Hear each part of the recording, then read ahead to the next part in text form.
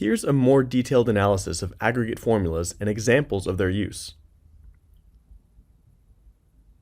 First, let's review some concepts. Aggregate formulas allow you to perform calculations or searches involving many records in a table and related values from the extended table of the table run-through.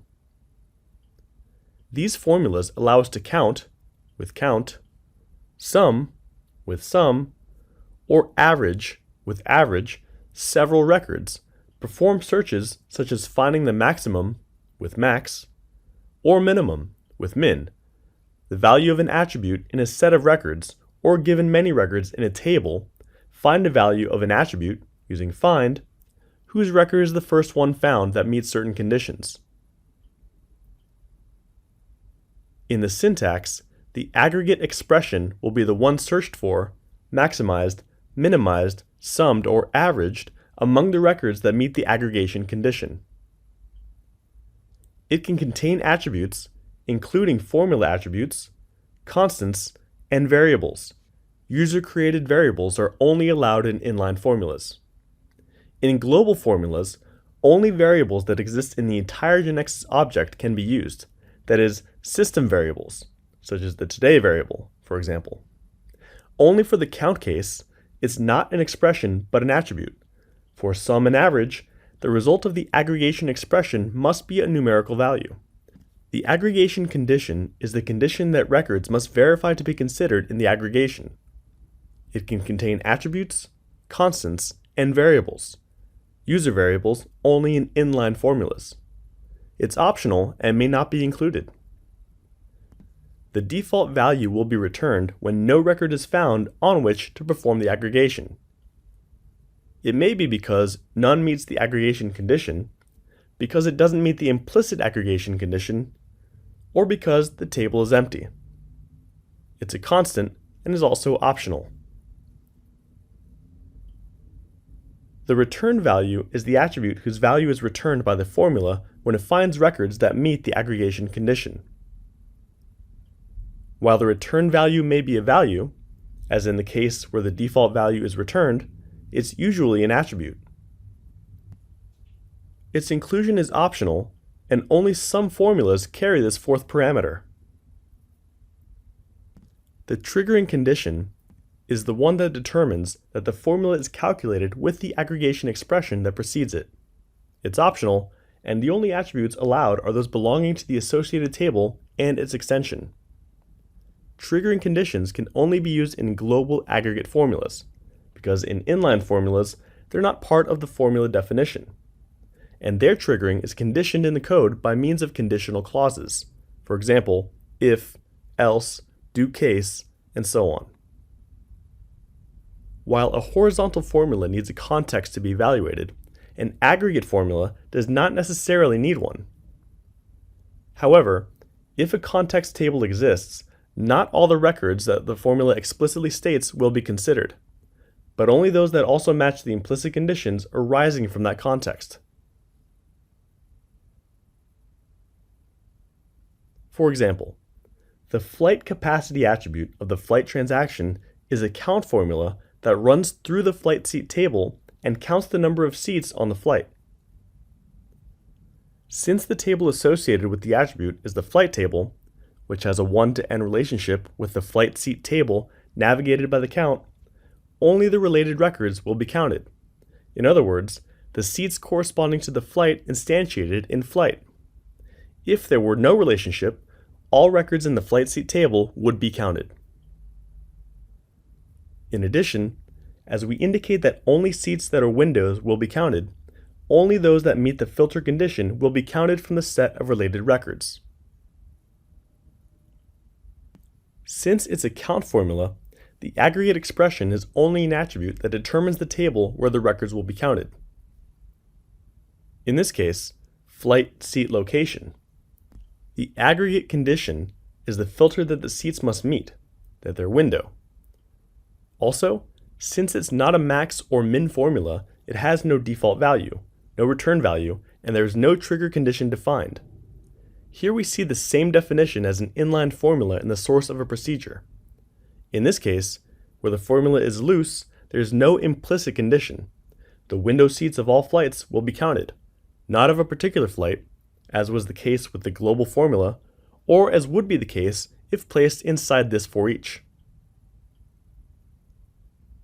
Let's analyze a particular case, which is when the formula is in a certain context and the table navigated by the formula matches that context table.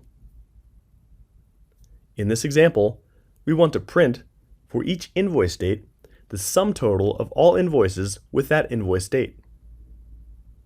The table navigated by the sum formula is invoice, and it matches the base table of the for each, which is also invoice. In this case, due to the unique clause by invoice date, Genexus will group the information by invoice date, both in the for each and in the sum formula. That is, the sum formula will have an implicit equality condition by the invoice date attribute, which will be considered as given. It's as if it were a control break, breaking by invoice date. Let's see the navigation list. We check that the base table of the for each is invoice, and that the unique is by invoice date. Below, we see the formula that's also grouping by invoice date. Note the group by. And also, invoice date is given. Therefore, it will add only the records of that date, just as we wanted. What would happen if we removed the unique clause? If we don't place the unique, how does Genexus know that we want to add only the invoice totals of the invoice date on which it's positioned? That is to say, if instead of writing the formula, we decompose it in its calculation through a for each, what will be printed? We do have a control break, but we're not indicating the break criteria by invoice date. We have not specified an order clause for the external for each, so it'll choose a primary key, and it'll always stay in the internal for each with only one record, that of invoice ID. However, let's look at the navigation list displayed by Genexus. Note that the unique clause is no longer shown, but Genexus automatically adds a distinct clause, so the result remains the same. Genexus had the intelligence to detect that we wanted to group by invoice date, and reflected that in the code generation, making the list work the way we wanted. Although Genexus, depending on the case, is capable of automatically detecting what the developer wants to do, we should include the unique clause so that our intention is clear in the programming of the code.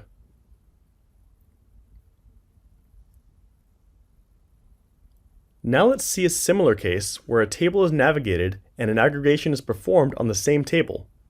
In this case, the aggregation will be a max formula.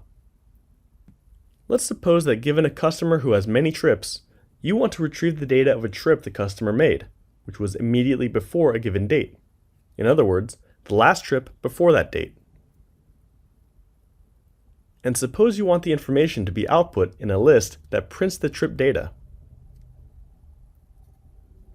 The procedure receives in a parameter the identifier of the customer who wants the information and the search date. In the source of the procedure, there's a for each that runs through the trip table, and the where will filter by the trip ID returned by the max formula. Next, the data corresponding to that trip will be printed.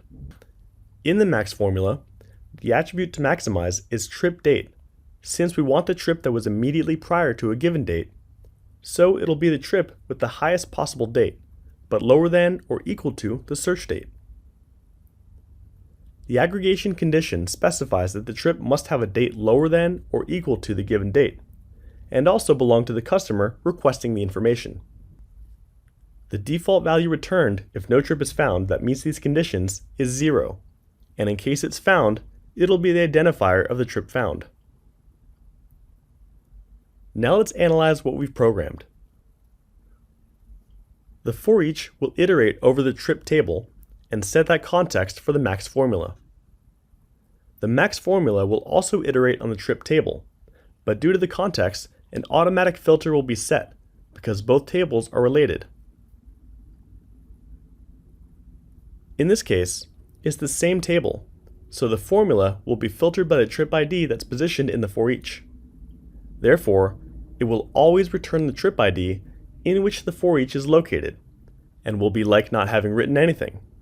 This is not what we need. In short, we need to be careful when an aggregate formula navigates the same table as that of its context, because most times, if we don't specify otherwise, it'll apply a filter by primary key, which will cause that the navigated table will not be navigated at all, and will always retrieve the same record in which it was positioned. The solution in this case is to first run the formula to look for the trip identifier that meets the desired conditions, and then filter the for each by that identifier value.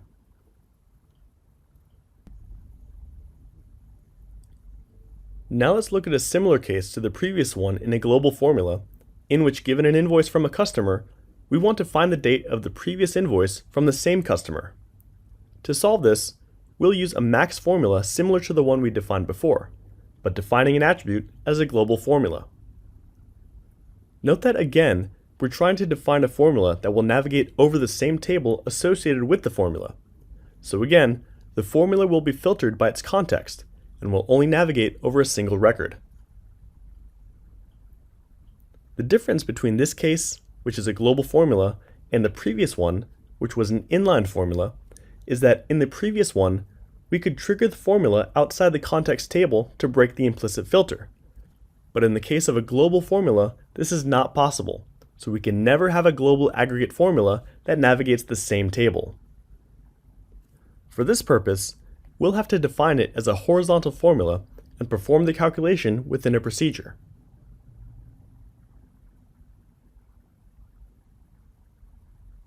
In summary, this confirms what we said before, that although aggregate formulas don't need a context to be evaluated, as horizontal formulas do, in the event that such a context exists, not all the records that the formula explicitly establishes will be considered, but only those that also match the implicit conditions that arise from that context.